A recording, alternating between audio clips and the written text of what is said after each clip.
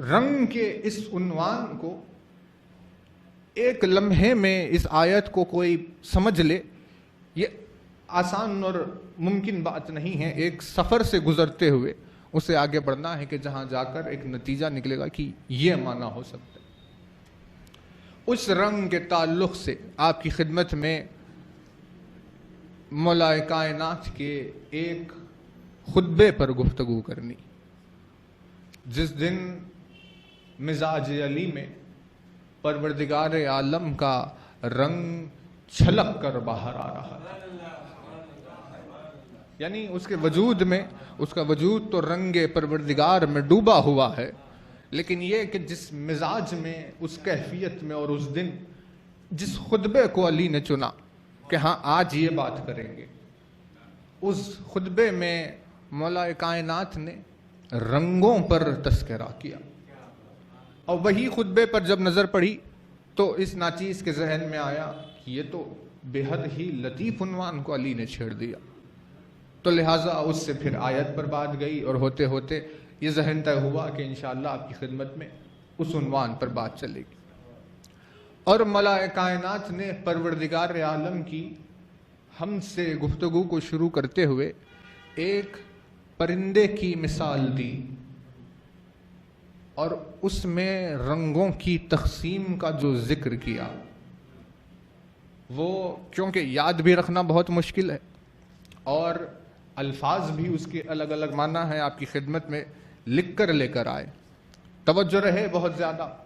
کہ معلوم ہو اس خطبے کے سننے کے یا پڑھنے کے بعد انسان کو ایسے معلوم ہوتا ہے کہ جیسے اس نے اپنی پوری زندگی میں اس پرندے کو کبھی دیکھا ہی نہیں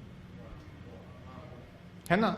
کیونکہ جب اس کی تفصیل علی نے جو بیان کی اس کے ذہنوں میں پڑتی ہے تو معلوم ہوتا ہے کہ مانو کبھی دیکھا ہی نہیں، ورنہ اگر کبھی دیکھا ہوتا تو اتنی گہرائی سے دیکھ لیا ہوتا۔ مولا کائنات نے پروردگار عالم کی وحدانیت کا ذکر کیا اور خطبے کو شروع کیا اور فرمایا،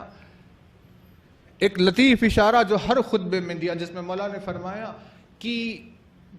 پروردگار عالم نے اپنے وجود، اپنی مخلوق میں،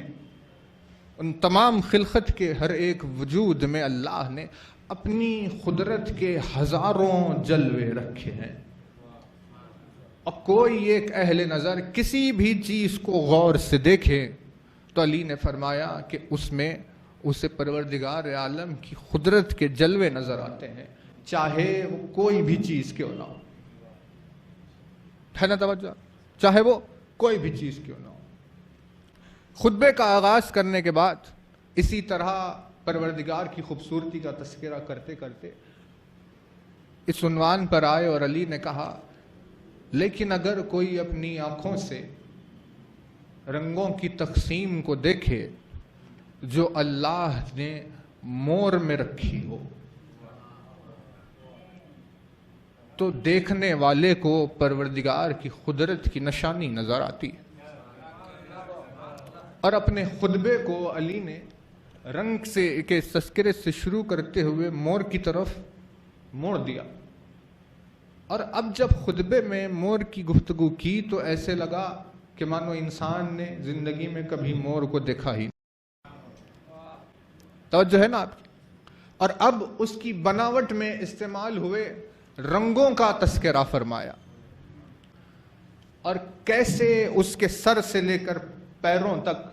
جو رنگوں کی تقسیم ہوتی ہے اور کہاں سے کیا بدل جاتا ہے، کس جگہ سے کس رنگ کی چھلکی شروع ہوتی ہے، کہاں پر جا کر ختم ہو جاتی ہے، اس رنگ سے کس چیز کی تشبیہ دی جا سکتی ہے، دیکھنے میں وہ پیکر کس چیز کی طرح نظر آتا ہے، تمام چیزوں کا تذکرہ کیا۔ ایسے الفاظ اپنے خطبے میں مولا نے استعمال کیے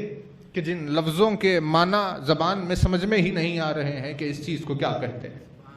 تو لہٰذا اس ناچیز نے ترجمے کا بھی سہارا لے لیا، اور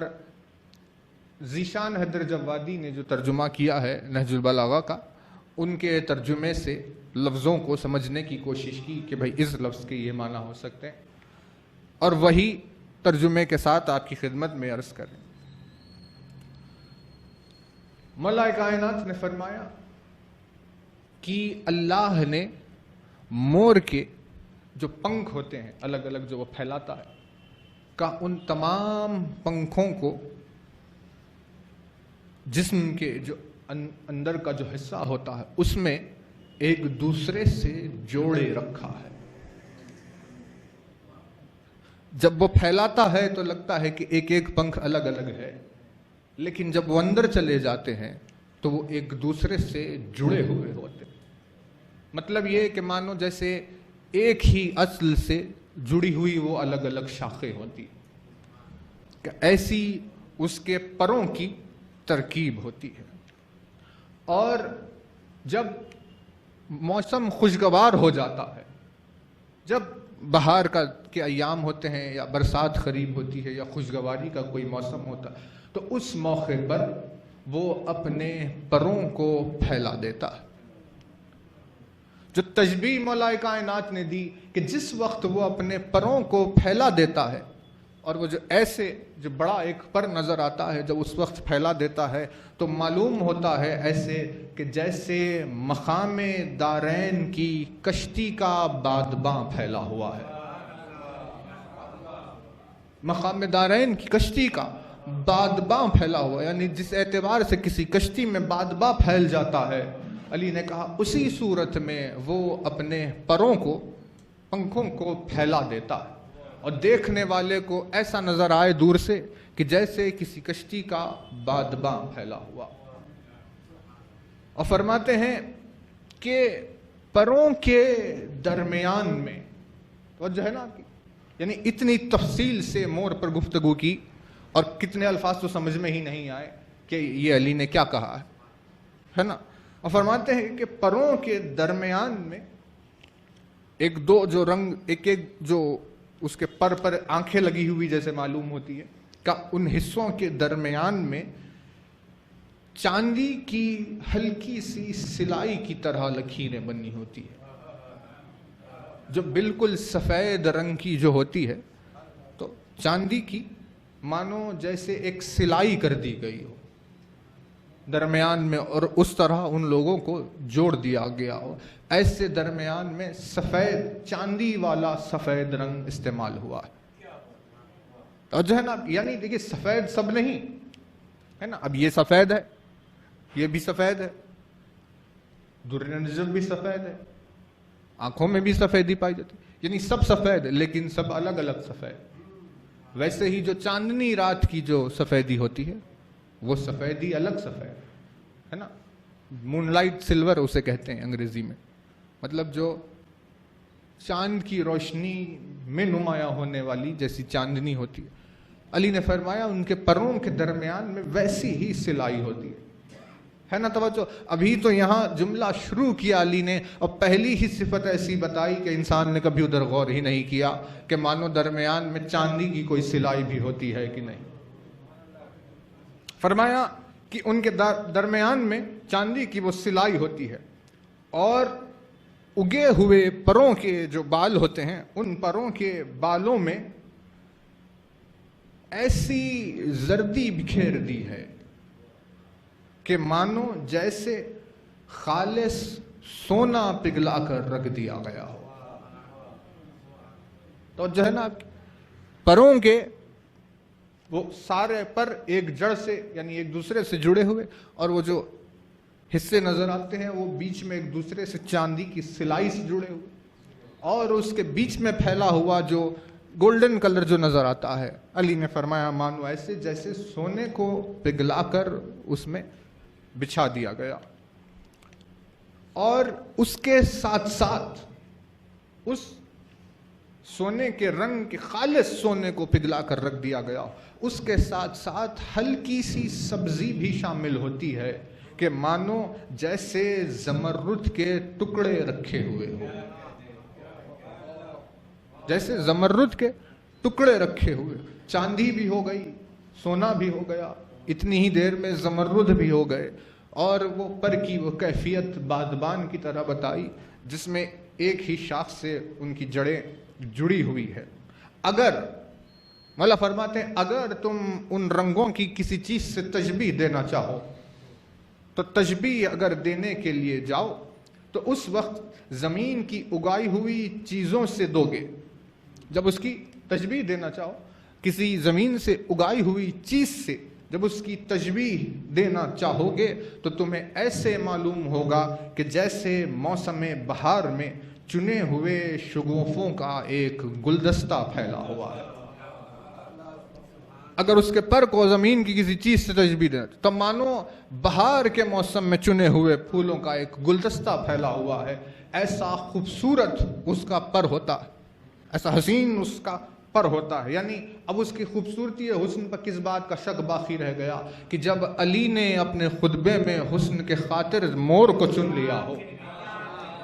تو اس سے بڑھ کر کوئی بات نہیں ہو سکتی کہ سب سے زیادہ پرندوں میں حسین ترین مخلوق کا نام ہے کہ جس کی مثال دے کر سمجھا رہے ہیں. توجہ ہے نا. فرمایا کہ موسم بہار میں چنے ہوئے شگوفوں کا ایک گلدستہ ہو. اگر اس کی مثال تم کپڑے سے دینا چاہو تو ایسے معلوم ہوتا ہے کہ مانو جیسے یمن کی ایک چادر ہو. چادر یمنی کے اوپر جواہرات اور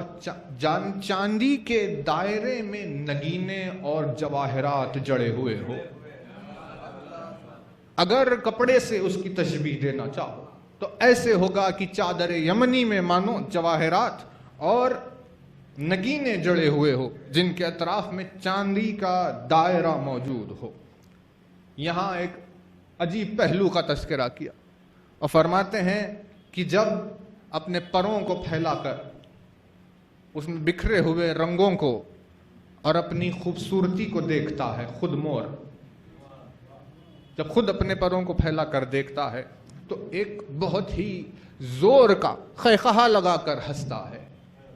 اور اس کی خوشی کا کوئی مقام کوئی ٹھکانہ نہیں رہتا ہے نا. جب اپنے پروں کو اپنے حسن کو اپنی اس خوبصورتی کو دیکھتا تو بڑی زور سے ہنستا ہے اور خوشی کا کوئی ٹھکانہ نہیں رہتا. لیکن جب اس کی نگاہ اپنے پیروں پر پڑتی ہے تو وہ ان پیروں کو دیکھ کر اس کی ہنسی ایک دم سے گریے میں بدل جاتی ہے کہ جب وہ اپنے پیروں کو دیکھ کر رونے لگتا ہے کیونکہ بے حد ہی عجیب سے اس کے پیر رکھے گئے. توجہ ہے نا. یعنی خطبہ تو علی نے مور پر شروع کیا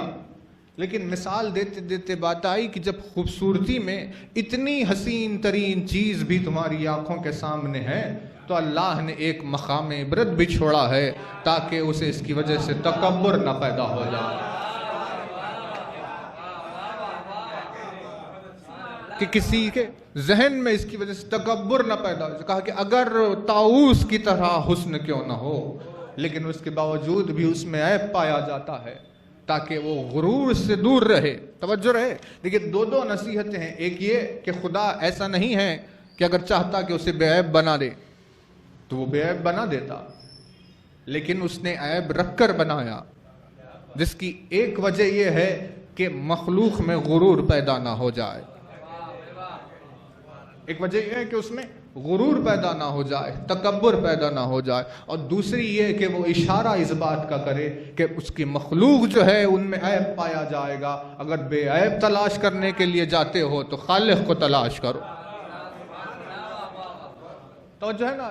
اسی سے علی نے اپنے دوسرے خطبات اور دوسرے مقامات پر اور انیس و دبیر کے کئی مصرے آپ کی خدمت میں مجالس میں بیان ہوئے کہ جہاں اس حکمت کو بھی ظاہر کیا کہ اللہ نے انہی ہستیوں کو بے عیب بنایا کہ جہاں غرور کے آنے کی کوئی گنجائش ہی موجود نہیں تھی,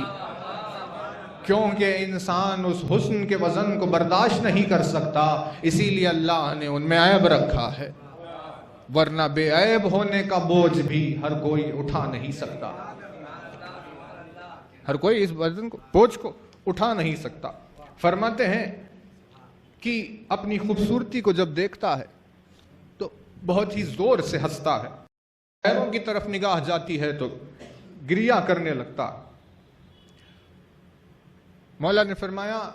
کہ اس کی جو گردن ہے, جو گردن اللہ نے اس کی گردن میں سبز رنگ کو چھلکتا ہوا رکھا ہے نا. یعنی دور سے آپ اگر دیکھیں گے تو ایسے معلوم ہوگا کہ جیسے نیلی ہو. قریب جب جا کر آپ دیکھیں گے تو آپ کو لگے گا کہ نہیں وہ تو ہری ہے. تو سبز چھلکنے والا مطلب وہ جو ریفلیکشن اور شیڈ والے جو کلرز ہوتے ہیں اس کی گردن میں ویسے اللہ نے اسے رکھا ہے. اور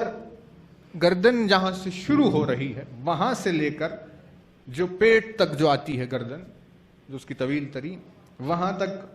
مولا نے فرمایا کہ یمنی تسمے کے رنگ سیخل کیے ہوئے ریشم اور سیاہ اوڑھنی کی آمیزش کی طرح رکھا ہے. یعنی مانو کہ وہ ایک سیاہ اوڑھنی کوئی اوڑھے ہوئے ہو جس میں یمنی تسمے کا رنگ اور سیخل کیا ہوا ریشم ملا ہوا ہو تو کس طرح کا رنگ بنے گا. ویسے تمام رنگوں کی آمیزش گردن کے شروع ہونے سے ختم ہونے تک ہوتی ہے. اس طرح اس موڑ کو واضح کر رہے ہیں. یعنی توجہ رہے آپ کی, جب یہ خطبے کو کوئی پڑھنے والا پڑھے گا تو ایسے لگے گا کہ مانو زندگی میں کبھی موڑ نہیں دیکھا, کیونکہ اتنی گہرائی سے, جس گہرائی سے علی نے اسے بیان کیا ہے اتنی گہرائی سے انسان کی آنکھیں دیکھ نہیں سکتی. توجہ ہے نا آپ کی. فرماتے ہیں کہ ان تمام چیزوں کی آمیزش کو ملا کر رکھا ہو. اور ٹرانسپیرنسی جو ہوتی ہے, یعنی وہ جو چھلک ہوتی ہے, اس چھلک کی وجہ سے فراوانی, چمک اور آمیزش نظر آتی ہے. اس ٹرانسپیرنسی کی وجہ سے کبھی آنے اور جانے میں رنگ کی تبدیلی نظر آتی ہے. کبھی معلوم ہوتا ہے کہ سیاہ ہو, کبھی معلوم ہوتا ہے کہ نیلا ہو, کبھی معلوم ہوتا ہے کہ ہرا ہو. اس طرف سے دیکھو تو ایک رنگ ہو, اس طرف سے دیکھو تو ایک آمیزش ہو. ان ساری چیزوں کی فرماتے ہیں کہ کانوں کے شگاف سے ملی ہوئی ایک سفید چمکیلی لکیر, کانوں کے شگاف سے ملی ہوئی ایک سفید چمکیلی لکیر جگمگاتی ہے جو چلتے ہوئے اس کے جسم میں پھیلتی ہے. پروں کے ریشے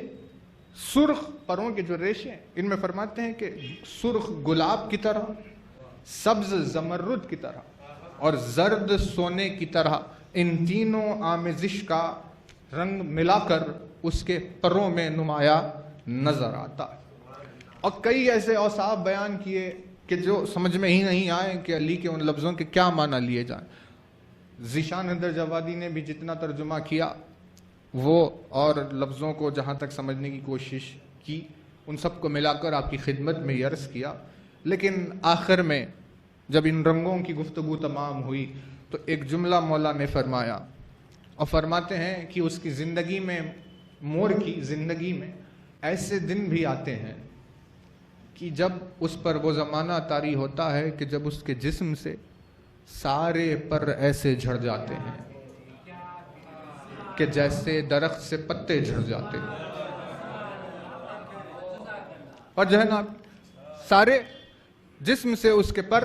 ایسے ہی جھڑ جاتے ہیں مانو جیسے درخت سے پتے جھڑ جاتے ہو. اور آہستہ آہستہ گزرتے گزرتے گزرتے ایام آگے بڑھتے بڑھتے دوبارہ اس کے پر آہستہ آہستہ پھر اگنے لگتے. تو جو ہے نا کیا قیامت خیز جملہ کہا کہ جب موسم آیا یا وہ جو بھی زمانہ اس کی زندگی کا آیا اس میں وہ جھڑ گئے اور اس کے بعد وہ بالکل ایسے ہو گیا مانو جیسے کسی نے اس کا لباس اتار لیا اور اس کے پاس کچھ بھی نہیں. اب ایک دم ہی بد شکل کوئی مخلوق معلوم ہو کہ بھئی اس کے دیکھنے میں کوئی دلچسپی ہی نہیں, ویسے ہو گیا. لیکن آہستہ آہستہ دنوں کے گزرتے گزرتے پھر سے وہ پر اگنے لگتے اور اگتے اگتے وہ زمانہ آتا ہے جب پھر سے دوبارہ وہ پروں سے بھر جاتا ہے. تو جو ہے نا دوبارہ وہ پروں سے بھر جاتا ہے. لیکن اس کے بعد کے جملے میں علی نے کہا لیکن غور سے دیکھنے والے اگر دیکھیں تو جب پر دوبارہ اگ کر باہر آ جاتے ہیں اور وہ دوبارہ سے ان رنگوں سے بھر جاتا ہے تو تم دیکھو گے کہ نہ ایک رنگ یہاں سے کہیں وہاں ہو گیا, نہ کوئی ایک پر میں کسی قسم کی تبدیلی ہوئی, بلکہ مانو جیسے کہ پہلے اگے ہوئے تھے. اور اگر جھڑ کر دوبارہ اگنے کے بعد انہیں دیکھو گے تو تم ان میں رتی برابر کا کوئی فرق پیدا نہیں کر پاؤ گے. کوئی فرق نہیں بتا پاؤ گے، بالکل اسی صورت سے دوبارہ اگ جاتے ہیں، اور ہر رنگ اپنے مقام پر اور ہر شیڈ اپنی جگہ پر ویسے ہی ٹھہرا ہوا ہوتا ہے، اور اس میں کسی قسم کی کوئی تبدیلی نہیں ہوتی۔ ان تمام چیزوں سے مور کے رنگوں کا تذکرہ کرنے کے بعد غور کرنے کی دعوت دی، اور فرمایا مولا کائنات نے کہ غور تو کرو، ہے نا توجہ آپ کی؟ اس خطبے کا اب مقصد بیان کر رہے ہیں کہ آخر کیوں آج مور پر علی نے تذکرہ کیا، اور فرماتے ہیں کہ غور تو کرو کہ ایک ایسی مخلوق جس کے رنگوں کو سمجھنے سے تمہاری عقل عاجز ہے۔ نہیں توجہ نہیں کر رہے، مطلب فرماتے ہیں کہ غور تو کرو کہ ایک ایسی مخلوق تمہاری آنکھوں کے سامنے ہے کہ جس کے رنگوں کو سمجھنے سے تمہاری عقل عاجز ہے، تو کیسے ممکن ہے کہ اس عقل سے اسے سمجھو کہ جس نے اس رنگوں میں ڈوبو کر اسے پیدا کیا؟ یہ کیسے ممکن ہے؟ اور وصف کے بیان کرنے کے لیے، وصف کے بیان عقل کے لیے اور زبان کے لیے، دونوں کے لیے جملہ کہا۔ مولا نے فرمایا کہ مور اگر کسی کے سامنے کھڑا ہوا ہو تو اپنی آنکھوں سے دیکھنے کے باوجود اس کے رنگ کو سمجھنا، رنگوں کی تقسیم کو سمجھنا انسان کی عقل سے بالا، اور اس کے اوصاف کو بیان کرنا اس کی زبان سے زیادہ ہوتا ہے۔ فرمایا کہ جب ایک ایسی مخلوق تمہاری آنکھوں کے سامنے ہے کہ جس کے وصف بیان کرنے سے زبان عاجز اور جس کے رنگوں کی تقسیم کو سمجھنے سے عقل قاصر ہو، تو کیسے ممکن ہے کہ اس خالق کو سمجھ لے کہ جس نے اس مخلوق کو ایسے رنگوں سے مزین کر کے پیدا کیا، ایسے رنگوں سے مزین کر کے پیدا کیا ہے۔ لیکن توجہ رہے کہ اپنے اس خطبے میں جس نزاکت سے مور کی خلقت اور اس میں ہوئی رنگوں کی تقسیم پر علی نے ذکر کیا ہے، جس باریکی سے، ہے نا، یعنی رنگ کے شیڈ کو یا اسے سمجھنے کی بات کو 1400 سال پہلے کوئی گفتگو میں لاتا ہی نہیں تھا، ہے نا۔ کہتے تھے کہ بھئی سفید، وہ سفید تھا، وہ چیز کالی تھی، بات ختم ہو گئی۔ کوئی یہ نہیں کہتا تھا کہ وہ سفید اس طرح کا تھا، وہ کوئی یہ نہیں کہتا تھا کہ وہ سفید اس طرح کا تھا، یعنی سفید کے جو شیڈز ہیں ان پر کوئی گفتگو نہیں کرتا تھا، کہا کہ بھائی بس سفید۔ ان 1400 سال پہلے کے اس عالم میں علی نے سفید نہیں، ان تمام رنگوں میں پائے جانے والے شیڈز کے ساتھ تذکرہ کیا، اور اسے لفظوں کے ذریعے سے سمجھایا کہ اگر یہ دو رنگ مل جائیں تو ان دونوں کے ملنے سے جو تیسری آمیزش نکلتی ہے وہ کیسی ہوتی ہے۔ بھئی توجہ ہے نا؟ دیکھیے اب مثال بات آئی ہے تو آپ کی خدمت میں عرض کرے، کہا جاتا ہے کہ حالانکہ ابھی بہت زیادہ اور اس پر غور تدبر سے دیکھنے کی ضرورت ہے، لیکن ایک بیسک بات یہ ہے کہ ریڈ، گرین اور بلو کو، ان تین کو پرائمری کلرز کہتے ہیں۔ یہ تین ہے جو پرائمری ہے، ان تینوں کو ملانے سے دوسرے رنگ بنتے ہیں۔ آپ نے ریڈ اور گرین ملایا تو کچھ ایک بن گیا، آپ نے گرین اور ریڈ ملا دیا تو کچھ ایک بن گیا۔ تو ریڈ، گرین، بلو، یہ تین انہیں کہتے ہیں، ہے نا۔ اب جو لوگ پڑھتے ہیں، یہ اینیمیشنز وغیرہ میں جو کام کرتے ہیں، شروع میں 10 سال پہلے جب ہم کیا کرتے تھے تو یہ رنگوں کی تقسیم جب بتائی جاتی تھی کہ ریڈ، گرین اور بلو سے آپ ان تینوں کو آپس میں ایک دوسرے سے ایک اعتبار سے ملا کر کسی بھی رنگ کو بنا سکتے ہیں، وہ انہی تینوں سے مل کر بنتا ہے۔ تو ان تینوں میں سے کسی ایک کی، یعنی جب ان دونوں کو ملایا جائے جو آمیزش ہوگی تو ایک رنگ نکلے گا۔ اب وہ کون سا ہوگا وہ جب تک آپ ملا کر نہ دیکھیں اس وقت تک سمجھ میں نہیں آئے گا کہ ملنے کے بعد آتا کیا ہے نا۔ کوئی یہ بتائے کہ یہ دونوں اگر ملیں گے تو یہ آئے گا، تو اس کا مطلب یہ ہے کہ اس نے پہلے اس سے پہلے انہیں ملایا ہے۔ اسی وجہ سے وہ یہ کہہ رہا ہے کہ ان دونوں کے ملنے سے وہ بن جائے گا۔ اور اس خوبصورتی اور لطافت سے علی نے مور میں پائی جانے والی ان آمیزشوں کو بیان کیا کہ یہ جو رنگ ہے یہ نتیجہ نکلا ہے اس زمردی رنگ کا اور اس نیلے رنگ کا، اس ہرے اور سبز رنگ کا، اس سے یہ نتیجہ نکل کر سامنے آیا ہے۔ پتہ یہ چلا کہ اس کی نگاہوں کے سامنے رنگوں کی آمیزش ہو رہی تھی، اور ایک عارف کے لیے یہ خطبہ وہ معجز نما مقام رکھتا ہے کہ اس خطبے سے اس کی زبان سے وہی الفاظ نکلیں گے کہ جو ابی الحدید کی زبان سے نکلے تھے کہ اگر خطبے کو پڑھ لیا جائے تو ہر پڑھنے والے کو یہی سمجھ میں آئے گا کہ یا مخلوق کی تخلیق کے موقع پر موجود علی ان سب کو دیکھ رہا تھا، یا یہ کہ اس نے خود اپنی ہاتھوں سے ان مخلوقات کو خلق کیا۔ اور اس مثال سے، آنکھوں کے سامنے کی مثال سے علی نے فرمایا کہ دیکھو اور غور کرو کہ جب ایک مخلوق کے حسن کا یہ عالم ہو سکتا ہے تو پروردگار عالم کی خوبصورتی کو تم کیسے پہچانو گے؟